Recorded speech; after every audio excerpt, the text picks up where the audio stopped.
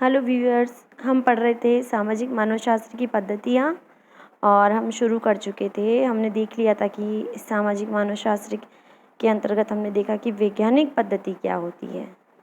ठीक है, वैज्ञानिक पद्धति के बाद हम देख रहे थे कि किसी भी चीज़ को वैज्ञानिक कहलाने के लिए क्या चीज़ ज़रूरी है और किस तरह से जो है कि आदिम समाज के अंदर कोई भी अनुसंधानकर्ता जो है अवलोकन के द्वारा अपने अध्ययन को वैज्ञानिक दृष्टिकोण के अनुसार नियम निकालता है।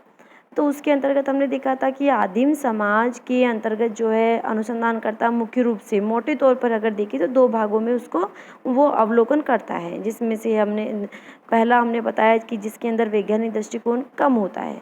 तो ये कम वैज्ञानिक दृष्टिकोण वाला अवलोकन हम पिछले पार्ट में पढ़ चुके हैं। अब हम इसका आगे वाला हिस्सा पढ़ रहे हैं।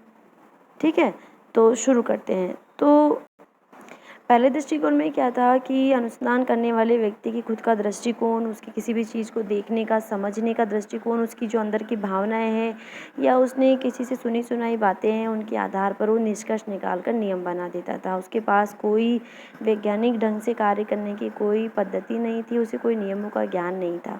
उसे जो ठीक लगा, उसे जो आकर्षक लगा, उसी के आधार पर उसने नियम बना दिए। लेकिन सेकंड वाला क्या हुआ इसके बाद, ये सब क्या हो रहा था, पहले प्रकार के अवलोकन कब हो रहे थे, 18वीं शताब्दी के उत्तरार्ध से।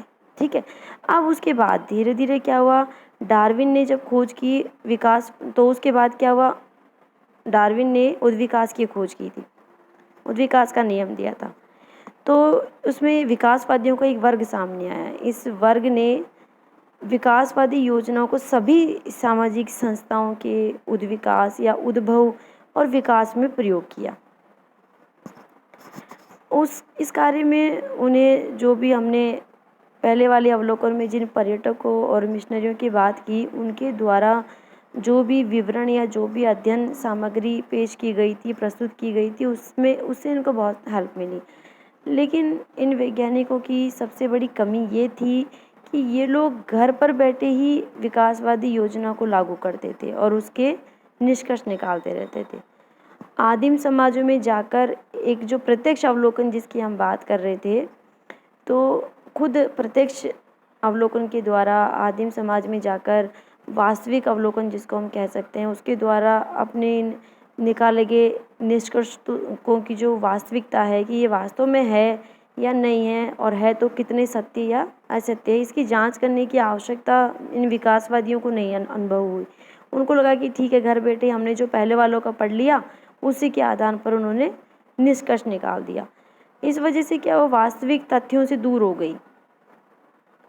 तो इनके निष्कर्षों में साइंटिफिक एग्जिस्टेंस या वैज्ञानिक यथार्थता बहुत कम थी, क्योंकि ये वैज्ञानिक घर बैठे हुए सैद्धांतिक निष्कर्षों को निकाला करते थे और इसी कारण से इनको आराम कुर्सी पर बैठकर निष्कर्ष निकालने वाले मानवशास्त्री का नाम दिया गया, आर्म चेयर एंथ्रोपोलॉजिस्ट, यानी कि जो बिना मेहनत के ही निष्कर्ष निकाल रहे हैं। उन्होंने ये तक महसूस नहीं किया कि हम उस वास्तविक क्षेत्र में जाएं, उस अध्ययन करने वाले विषय का जो क्षेत्र है उसमें हम जाएं और रियल जो है इससे फैक्ट्स हम निकालें, उसकी उन्होंने आवश्यकता अनुभव नहीं की।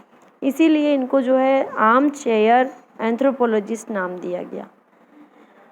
जैसे पर्यटक और मिशनरियों की अध्ययन पद्धति को अब वर्तमान में स्वीकार करना संभव नहीं है, उसी तरह से ये आराम कुर्सी वाले जो मानव शास्त्री है, इनकी पद्धति भी आज के वर्तमान के परिप्रेक्ष्य में उचित नहीं है, क्योंकि इनका भी अगर देखा जाए तो वास्तविक वैज्ञानिक अवलोकन नहीं था। सैद्धांतिक निष्कर्ष वास्तविक अथवा वैज्ञानिक नहीं भी हो सकता। इस कारण इस पद्धति पर अधिक भरोसा करना ठीक नहीं हो सकता, क्योंकि जो भी सैद्धांतिक निष्कर्ष निकालते हैं उनको एक्चुअल जो फैक्ट्स है उनकी कसौटी पर कसकर हमें देखना चाहिए कि वो सही है या गलत है, उसके बाद ही उससे कोई वैज्ञानिक परिणाम निकालना संभव होता है। इसलिए आज के मानव शास्त्रियों ने अपनी अध्ययन पद्धति में सैद्धांतिक निष्कर्ष के साथ वास्तविक निरीक्षण या अवलोकन, जिसको हम एक्चुअल ऑब्जर्वेशन भी बोल सकते हैं, उसको भी उन्होंने साथ में जोड़ दिया है। और इन दोनों के मिलन से, इन दोनों के आपसी कोऑर्डिनेशन से ही जो है आधुनिक सामाजिक मानव शास्त्र का वैज्ञानिक विकास संभव हुआ है। आज ये अनुभव और स्वीकार किया जाता है कि वास्तविक रूप में अवलोकन किए गए तथ्यों को दृढ़ आधार पर आधारित किए बिना सैद्धांतिक निष्कर्ष न तो यथार्थ होगा और न ही उपयोगी होगा। तो इसका मतलब ये नहीं है कि इसके ये जो अध्ययन पद्धति है इसके अंदर सिद्धांतों का कोई स्थान नहीं है। इसके बिल्कुल उलट इस पद्धति के अंदर सिद्धांतों के महत्व को पूर्ण रूप से स्वीकार किया गया है। वास्तव में क्रमबद्ध सिद्धांत या सैद्धांतिक ज्ञान कोई भी अनुसंधान करने वाले के ध्यान को उसके अध्ययन विषय पर केंद्रित रखता है। अध्ययन को उसे बताता है कि उसे आगे किस क्षेत्र में किस दिशा में अध्ययन करना है, अध्ययन की दिशा बताने में वो सहायक होता है। और फालतू के जो तथ्य इर्द गिर्द या जो अलग से जो उसके अध्ययन विषय से संबंधित नहीं है, उसके अध्ययन क्षेत्र से संबंधित नहीं है, उन व्यर्थ के तथ्यों को इकट्ठा करके वो इधर उधर भटकने से बच जाता है। ठीक है, तो अगर निष्कर्ष रूप में कहें तो सैद्धांतिक ज्ञान वे लोरियां हैं जो व्यर्थ या अनावश्यक तथ्यों को गा गा कर सुला देती है।